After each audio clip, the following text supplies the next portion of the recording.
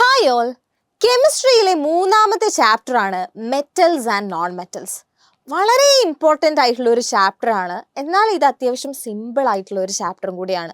എനിക്ക് തോന്നുന്നു first 2 chapters പഠിച്ചു കഴിഞ്ഞാൽ തന്നെ ഈ തേർഡ് ചാപ്റ്ററിലെ കുറച്ച് കാര്യങ്ങളൊക്കെ കോമൺ ആയിട്ട് ഇവിടെ വരുന്നുണ്ട്. സെക്കൻഡ് ചാപ്റ്ററിലും ഫസ്റ്റ് ചാപ്റ്ററിലൊക്കെ ആയിട്ട് വരുന്നുണ്ട്. അപ്പോൾ നമുക്ക് കുറച്ചും കൂടി എളുപ്പത്തിൽ തേർഡ് ചാപ്റ്റർ പഠിക്കാൻ വേണ്ടി പറ്റും. എന്നാൽ അതിൽ വരുന്ന ഒരു ടോപ്പിക്കാണ് how do metals and non metals reacts. എങ്ങനെയാണ് ഒരു മെറ്റൽ ഒരു നോൺ മെറ്റലുമായിട്ട് റിയാക്ട് ചെയ്യുന്നതെന്ന്. നമ്മൾ മെറ്റൽസിൻ്റെ റിയാക്ഷൻസ് എല്ലാം സെപ്പറേറ്റ് ആയിട്ട് നോക്കും അല്ലേ, അതുപോലെ തന്നെ നോൺ മെറ്റൽസിൻ്റെ റിയാക്ഷൻസ് നോക്കും. എന്നാൽ ഇവർ രണ്ടുപേരും കൂടെ റിയാക്ട് ചെയ്താൽ എന്താണ് സംഭവിക്കുക എന്ന് നമ്മളൊന്ന് പഠിക്കണം. അപ്പോൾ അത് പഠിക്കുന്നതിന് മുന്നേ നിങ്ങൾ അറിഞ്ഞിരിക്കേണ്ട ഒരു കാര്യമാണ് മെറ്റൽസ് ആൻഡ് നോൺ മെറ്റൽസ് അവർ എങ്ങനെയാണ് ഒരു റിയാക്ഷനിൽ പാർട്ടിസിപ്പേറ്റ് ചെയ്യുന്നത്. അപ്പം ആദ്യം മക്കളെ നിങ്ങൾ ഓർത്തിരിക്കേണ്ട ഒരു കാര്യം, മെറ്റൽസ് എന്ന് പറയുന്നവർ ഇലക്ട്രോൺ ഡോണേഴ്സ് ആണ്. മെറ്റൽസ് എന്താണ്? ഇലക്ട്രോൺ ഡോണേഴ്സ് ആണ്. അവരെപ്പോഴും അവരുടെ വാലൻസ് ഇലക്ട്രോൺസിനെ ലൂസ് ചെയ്തിട്ടാണ് അവരെന്ത് ചെയ്യുന്നത്? ബോൺസ് ഫോം ചെയ്യുന്നത്. കാരണം മെറ്റൽസിൻ്റെ വാലൻസ് ഇലക്ട്രോൺസ് എന്ന് പറയുന്നതിൽ ഒന്നെങ്കിൽ 1 ആയിരിക്കും, അല്ലെങ്കിൽ 2 ആയിരിക്കും, 3 ആയിരിക്കും. മെറ്റൽസിൽ മോസ്റ്റ്ലി ഇങ്ങനെയാണ്. വാലൻസ് ഇലക്ട്രോൺസ് എന്താണ്? 1, 2, 3 ആയിട്ടാണ് വരുന്നത്. അപ്പോൾ ഇവർക്ക് എപ്പോഴും എന്താണ് ഇഷ്ടം? ഈ ഇലക്ട്രോൺസിനെ ഡൊണേറ്റ് ചെയ്തിട്ട് എന്ത് ചെയ്യുക? ഒക്ടറ്റ് കംപ്ലീറ്റ് ചെയ്യുക, സ്റ്റേബിൾ ആകുക എന്നുള്ളതാണ്. അപ്പോൾ മെറ്റൽസ് എല്ലാവരും ഇലക്ട്രോൺ ഡോണേഴ്സ് ആണ്. വൈൽ നോൺ മെറ്റൽസ് എന്ന് പറയുന്നത് എന്താണ്? നോൺ മെറ്റൽസ് ഒക്കെ ഇലക്ട്രോൺ ആക്സെപ്റ്റേഴ്സ് ആണ്. അവരെന്ത് ചെയ്യുന്നു? അവർ ഇലക്ട്രോൺസിനെ ആക്സെപ്റ്റ് ചെയ്തിട്ടാണ് എന്ത് ചെയ്യുന്നത്? ബോൺസ് ഫോം ചെയ്യുന്നത്. മോസ്റ്റ്ലി നോൺ മെറ്റൽസിന് ഒരു 5, 6, 7 ആ ഒരു രീതിയിൽ 8 വരും. 8 നോബൽ ഗ്യാസസ് ആണ്. അപ്പോൾ അവരെന്ത് ചെയ്യില്ല, നമ്മുടെ ഈ ഒരു ബോണ്ടിങ്ങിലൊന്നും പാർട്ടിസിപ്പേറ്റ് ചെയ്യാത്ത ആളുകളാണ് അല്ലെ, കെമിക്കലി അൺറിയാക്റ്റീവ് ആയിട്ടുള്ള ആളുകളാണ്. അപ്പോൾ 8 വാലൻസ് ഇലക്ട്രോൺസ് മിസ് ഇപ്പോൾ പറയുന്നില്ല. എന്താണ്? നോൺ മെറ്റൽസിൽ 5, 6, 7 വരുന്ന ആളുകളൊക്കെ എന്താ ചെയ്യുക? അവർ ഇലക്ട്രോൺസിന് വാങ്ങിക്കുക. അതായത് ഇപ്പോൾ 5 ആണ് വാലൻസ് ഇലക്ട്രോൺസ് എങ്കിൽ അവർ 8 ഇലക്ട്രോൺസിനെ ആക്സെപ്റ്റ് ചെയ്ത് ഒക്ടറ്റ് കംപ്ലീറ്റ് ചെയ്യും. 6 ആണെങ്കിൽ 2 ഇലക്ട്രോൺ ആക്സെപ്റ്റ് ചെയ്യും. 7 ആണെങ്കിൽ 1 ഇലക്ട്രോൺ ആക്സെപ്റ്റ് ചെയ്യും. അപ്പോൾ ബേസിക്കലി മെറ്റൽസ് ഒക്കെ ഇലക്ട്രോൺ ഡോണേഴ്സ് ആയിട്ടും നോൺ മെറ്റൽസ് ഒക്കെ ഇലക്ട്രോൺ ആക്സെപ്റ്റേഴ്സും ആയിട്ടാണ് നമ്മൾ കാണേണ്ടത്. അപ്പോൾ എന്താ സംഭവിക്കുക എന്ന് വെച്ച് കഴിഞ്ഞാൽ, ഇപ്പോൾ മിസ് ഒരു മെറ്റലിനെ എടുക്കാം. ഒരു എക്സാമ്പിൾ പറഞ്ഞു തരാം. അതായത് ഇപ്പോൾ സോഡിയം ക്ലോറൈഡ് എന്ന് പറയുന്ന ഒരു കോമ്പൗണ്ട് എങ്ങനെയാണ് ഫോം ചെയ്യുന്നതെന്നാണ് മിസ്സോട് പഠിപ്പിക്കാൻ വേണ്ടി പോകുന്നത്. അപ്പോൾ സോഡിയം ക്ലോറൈഡ് എന്ന് പറയുന്ന കോമ്പൗണ്ട് എന്താണ്? സോഡിയം എന്ന മെറ്റലും ക്ലോറിൻ എന്ന നോൺ മെറ്റലും കൂടെ കമ്പൈൻ ചെയ്തിട്ടാണ് സോഡിയം ക്ലോറൈഡ് ഉണ്ടാകുന്നത് അല്ലേ. അപ്പോൾ ഇവരെങ്ങനെയാണ് ബോണ്ട് ഫോം ചെയ്യുന്നതെന്ന് നമുക്ക് നോക്കാം. Sodium, okay. അപ്പോൾ സോഡിയത്തിനെ കുറിച്ച് പറയാനാണെങ്കിൽ സോഡിയത്തിൻ്റെ ആറ്റോമിക് നമ്പർ എന്ന് പറയുന്നത് എത്രയാ? 11 ആണ് അല്ലേ. 11 ആണ് സോഡിയത്തിൻ്റെ ആറ്റോമിക് നമ്പർ. അപ്പോൾ അതിൻ്റെ ഇലക്ട്രോണിക് കോൺഫിഗറേഷൻ വരുന്നത് KLMN അങ്ങനെയാണല്ലേ ഷെൽസ് വരുന്നത്. അതിൽ K ഷെല്ലിൽ മാക്സിമം 2 ഇലക്ട്രോൺസേ പോകുള്ളൂ, Lൽ 8 ഇലക്ട്രോൺസ് വരെ പോകും. അപ്പോൾ K ഷെല്ലിൽ 2 ഇലക്ട്രോൺസ്, L ഷെല്ലിൽ 8 ഇലക്ട്രോൺസ്, പിന്നെ ബാക്കിയുള്ള ഒരു ഇലക്ട്രോൺ എവിടെ പോകും? M ഷെല്ലിലേക്ക് പോകും. അപ്പോൾ ഇതാണ് നമ്മുടെ സോഡിയത്തിൻ്റെ ഇലക്ട്രോണിക് കോൺഫിഗറേഷൻ എന്ന് പറയുന്നത്. അപ്പോൾ മിസ് പറഞ്ഞായിരുന്നു സോഡിയം എന്താണ്? ഒരു മെറ്റലാണ്. ആൻഡ് അതിൻ്റെ വാലൻസ് ഇലക്ട്രോൺ എത്രയേ ഉള്ളൂ? ഒരെണ്ണേ ഉള്ളൂ. അപ്പോൾ ഈ ഒരു ഇലക്ട്രോണിന് അതിന് റിമൂവ് ചെയ്യാൻ പറ്റിയാൽ പിന്നെ എന്തായി? 8 ആയി വാലൻസ് ഓർബിറ്റലിലെ ഇലക്ട്രോൺസ്.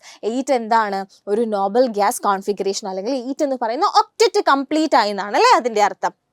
അപ്പോൾ സോഡിയം എന്ത് ചെയ്യും? സോഡിയം ആ ഒരു ഇലക്ട്രോൺ എപ്പോഴും ലൂസ് ചെയ്യാൻ വേണ്ടിയിട്ടാണ് നോക്കുന്നത്. അതായത് സോഡിയം ആ ഒരു ഇലക്ട്രോണെ ലൂസ് ചെയ്ത് Na+ ആവുകയാണ് ചെയ്യുന്നത്. ഓക്കെ, അതായത് ഇവിടെ ഇലക്ട്രോണിക് കോൺഫിഗറേഷൻ എന്തായിരിക്കും? 2, 8, 1 ആയിരിക്കും. പക്ഷേ സോഡിയം പ്ലസിൻ്റെ ഇലക്ട്രോണിക് കോൺഫിഗറേഷൻ 2, 8 ആയിരിക്കും. അപ്പോൾ ഇങ്ങനെ പോസിറ്റീവ്ലി ചാർജ്ഡ് ആയിട്ടുള്ള അയോൺസ് ഫോം ചെയ്യും. ഈ പോസിറ്റീവ് ചാർജ്ഡ് ആയിട്ടുള്ള അയോൺ നമ്മൾ എന്താ പറയുക?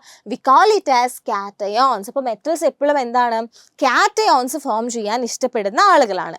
ഇനി അടുത്തത് ക്ലോറിൻ ആണ് അല്ലേ. ക്ലോറിൻ എന്ന് പറയുന്നത് എന്താ? ഒരു നോൺ മെറ്റലാണ്. ഇവിടുത്തെ നോൺ മെറ്റലാണ് ക്ലോറിൻ എന്ന് പറയുന്നത്. ആൻഡ് ക്ലോറിൻ്റെ ആറ്റോമിക് നമ്പർ എന്ന് പറയുന്നത് 17 ആണ്. അപ്പോൾ അതിൻ്റെ ഇലക്ട്രോണിക് കോൺഫിഗറേഷൻ എന്തായിരിക്കും വരിക? 2, 8, 7. എന്താണ്? 2, 8, 7 ആണ് ഇലക്ട്രോണിക് കോൺഫിഗറേഷൻ ഓഫ് ക്ലോറിൻ എന്ന് പറയുന്നത്. അപ്പോൾ ക്ലോറിന് അവസാനത്തെ ഓർബിറ്റലിൽ 7 ഇലക്ട്രോൺസ് ആണുള്ളത്. അപ്പോൾ ഒരു ഇലക്ട്രോണും കൂടെ കിട്ടിക്കഴിഞ്ഞാൽ എന്താകും? അത് ഒക്ടറ്റ് കംപ്ലീറ്റ് ആകും അല്ലേ. ഒക്ടറ്റ് റൂൾ അത് ഫോളോ ചെയ്യും. അപ്പോൾ ക്ലോറിൻ എന്ത് ചെയ്യും? ക്ലോറിൻ എപ്പോഴും ഒരു ഇലക്ട്രോൺ എവിടെയെങ്കിലും ഉണ്ടോ എന്നിങ്ങനെ നോക്കി നടക്കും. എന്നിട്ട് ആ ഒരു ഇലക്ട്രോണെ ഗെയിൻ ചെയ്ത് Cl- ആകും. അതായത് ആനയോൺ ഫോം ചെയ്യും. നെഗറ്റീവ്ലി ചാർജ്ഡ് ആയിട്ടുള്ള ക്ലോറൈഡ് അയോൺ ആണ് ക്ലോറിൻ ഫോം ചെയ്യുക. അപ്പോൾ നോൺ മെറ്റൽസ് ഇലക്ട്രോൺസിനെ അക്സെപ്റ്റ് ചെയ്യുന്നവരാണ്, പക്ഷെ മെറ്റൽസ് എന്താണ്? ഇലക്ട്രോണിനെ ലൂസ് ചെയ്യുന്ന ആളുകളാണ്. അതായത് ഇവിടെ ഇലക്ട്രോണിക് കോൺഫിഗറേഷൻ വരുന്നത് 287 ആയിരുന്നു. ഇവിടെ അതെന്തായി? 288 ആയിട്ട് മാറി. അപ്പോൾ ഇവരിപ്പോൾ രണ്ടുപേരും എന്ത് ചെയ്തു? ഓരോ അയോൺസ് ഫോം ചെയ്തിട്ടുണ്ട്. ഏതൊക്കെയാണ് അയോൺസ് വരുന്നത്? ഒന്ന് Na+, അതുപോലെ തന്നെ Cl- ആണ് അല്ലേ? അപ്പോൾ ഇത് മിസ് സ്കിമാറ്റിക്കലി വരച്ച് കാണിച്ചു തരാം. നിങ്ങൾക്ക് എക്സാമിന് എന്ത് ചെയ്യണം? ഇതിങ്ങനെ വരച്ചിട്ട് വേണം എക്സ്പ്ലെയിൻ ചെയ്യാൻ വേണ്ടിയിട്ട്. അപ്പോൾ സോഡിയത്തിന് എന്താണുള്ളത്? ഒരു ഇലക്ട്രോൺ ആണല്ലേ ഉള്ളത്. സോഡിയത്തിന് എന്താ ഉള്ളത്? ഒരു ഇലക്ട്രോൺ ആണ് ഉള്ളത് അതിൻ്റെ വാലൻസ് ഷെല്ലിൽ. പക്ഷെ ക്ലോറിന് എത്ര ഇലക്ട്രോൺസാണ് ഉള്ളത്? ക്ലോറിന് 7 ഇലക്ട്രോൺസ് ആണല്ലേ ഉള്ളത്. 7 ഇലക്ട്രോൺസ് ആണ്. അതായത് 1 2 3 4 5 6 7. അപ്പോൾ ഇങ്ങനെ ക്ലോറിന് 7 ഇലക്ട്രോൺസും സോഡിയത്തിന് 1 ഇലക്ട്രോണുമാണ് ഉള്ളത്. അപ്പോൾ എന്താ സംഭവിക്കുക? ഈ ഒരു ഇലക്ട്രോണിനെ സോഡിയം എന്ത് ചെയ്യും? ക്ലോറിന് വേണ്ടി ഇങ്ങനെ കൊടുക്കും. അപ്പോൾ സോഡിയത്തിനും സ്റ്റേബിൾ കോൺഫിഗറേഷനിലേക്ക് എത്തും, ക്ലോറിനും സ്റ്റേബിൾ ഇലക്ട്രോണിക് കോൺഫിഗറേഷനിലേക്ക് എത്തും. അങ്ങനെ ഇവർ എന്ത് ഫോം ചെയ്യും? ദേ വിൽ ഫോം കോമ്പൗണ്ട് അല്ലേ? ഏത് കോമ്പൗണ്ട് ആണ്? Na+, പിന്നെ എന്താണ്?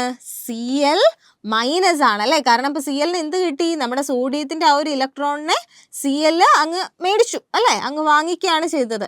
അപ്പോൾ Cl-ന് ഇപ്പോൾ എന്തായി? 8 ഇലക്ട്രോൺസ് Cl-നും കിട്ടി. ആൻഡ് ഇതിനൊരു നെഗറ്റീവ് ചാർജും കിട്ടി. And this is what? Sodium chloride. ഇങ്ങനെയാണ് ഇവർ എന്ത് ഫോം ചെയ്യുക? നമ്മുടെ സോഡിയം ക്ലോറൈഡ് എന്ന് പറയുന്ന കോമ്പൗണ്ട് ഫോം ചെയ്യുക. അപ്പോൾ മക്കളെ, ഇവിടെ നിങ്ങൾ മനസ്സിലാക്കി വെക്കേണ്ട ഒരു കാര്യം, ഇവിടെ സോഡിയം ആയാലും ക്ലോറിൻ ആയാലും അയോൺസ് ആയിട്ട് മാറിയിട്ടാണല്ലേ അവർ എന്ത് ചെയ്തത്? ബോൺസ് ഫോം ചെയ്തത്. അപ്പോൾ ഈ ഒരു ബോണ്ടിനെ നമ്മൾ വിളിക്കുന്ന പേരാണ് അയോണിക് ബോണ്ട്. എന്താണ്? അയോണിക് ബോണ്ടാണ് നമ്മളിവിടെ കാണുന്നത്. മനസ്സിലായോ? ഈ ഒരു ബോണ്ട് എന്താണ്? ഈ ഒരു ബോണ്ട്, അതായത് ഈ സോഡിയവും ക്ലോറിനും തമ്മിലുള്ള ഈ ഒരു ബോണ്ടിന് നമ്മൾ പറയുന്ന പേരാണ് അയോണിക് ബോണ്ട്.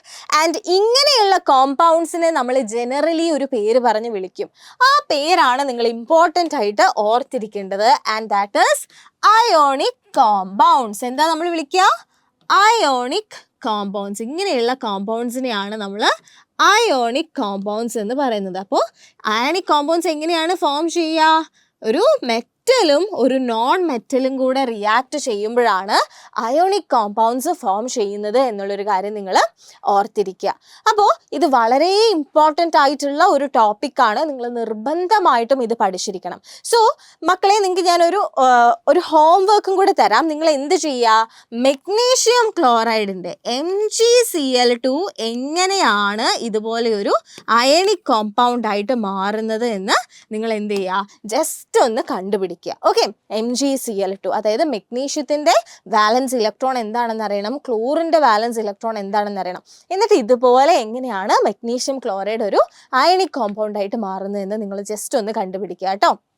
അപ്പോൾ മക്കളെ, അതുപോലെ തന്നെ EduPortൻ്റെ അടുത്ത ബാച്ച്, അതായത് 95+ CBSE പവർ ബാച്ച് സ്റ്റാർട്ട് ചെയ്യുന്നത് August 17-നാണ് കേട്ടോ. അപ്പോൾ നിങ്ങൾ എന്ത് ചെയ്യുക? ജോയിൻ ചെയ്യാനുള്ളവരൊക്കെ വേഗം തന്നെ ഈ ഒരു നമ്പറിൽ കോൺടാക്റ്റ് ചെയ്യുക. ഒരുപാട് ഫീച്ചേഴ്സ് ഉള്ളൊരു അടിപൊളി ബാച്ചാണിത്. അപ്പോൾ കുറേ കുട്ടികളൊക്കെ ജോയിൻ ചെയ്യുന്നുണ്ട്. 8999 ആണ് നമ്മുടെ പ്രൈസ് വരുന്നത്. അപ്പോൾ എന്ത് ചെയ്യുക? വേഗം ഈ ഒരു നമ്പറിൽ കോൺടാക്റ്റ് ചെയ്യുക. അല്ലെങ്കിൽ താഴെ കമൻറ്റ് ബോക്സിൽ ഒരു ലിങ്ക് ഉണ്ട്, അതിലെന്ത് ചെയ്യുക? ജസ്റ്റ് ഒന്ന് രജിസ്റ്റർ ചെയ്തിട്ട് നിങ്ങൾ ഡീറ്റെയിൽസ് അറിയാൻ വേണ്ടി നോക്കാം കേട്ടോ. അതുപോലെ തന്നെ നമ്മുടെ കമൻറ്റ് ബോക്സിൽ ഒരു വാട്സപ്പ് ചാനലിൻ്റെ ലിങ്കും കൂടെ കൊടുത്തിട്ടുണ്ട്. അപ്പോൾ നിങ്ങൾക്ക് അതിൽ ജോയിൻ ചെയ്യുകയാണെങ്കിൽ എന്താണ് CBSE ക്ലാസ് 10 CBSE റിലേറ്റഡ് ആയിട്ടുള്ള എല്ലാ ഡീറ്റെയിൽസും അതിൽ കറക്റ്റ് ടൈമിൽ എന്ത് ചെയ്യുന്നുണ്ടാവും? അപ്ഡേറ്റ് ചെയ്യുന്നുണ്ടാകും. അപ്പോൾ അത് നിങ്ങൾക്ക് എന്ത് ചെയ്യാം? കറക്റ്റ് ടൈമിൽ എല്ലാ കാര്യങ്ങളും കിട്ടും. അപ്പോൾ എന്ത് ചെയ്യുക? ആ വാട്സപ്പ് ചാനലിലൊന്ന് ജോയിൻ ചെയ്യുക. അപ്പോൾ ഈ ഒരു വീഡിയോ നിങ്ങൾക്ക് ഇഷ്ടപ്പെട്ടാൽ നിങ്ങൾ എന്ത് ചെയ്യുക? നിങ്ങളുടെ ഫ്രണ്ട്സിന് അത് ഷെയർ ചെയ്യുക.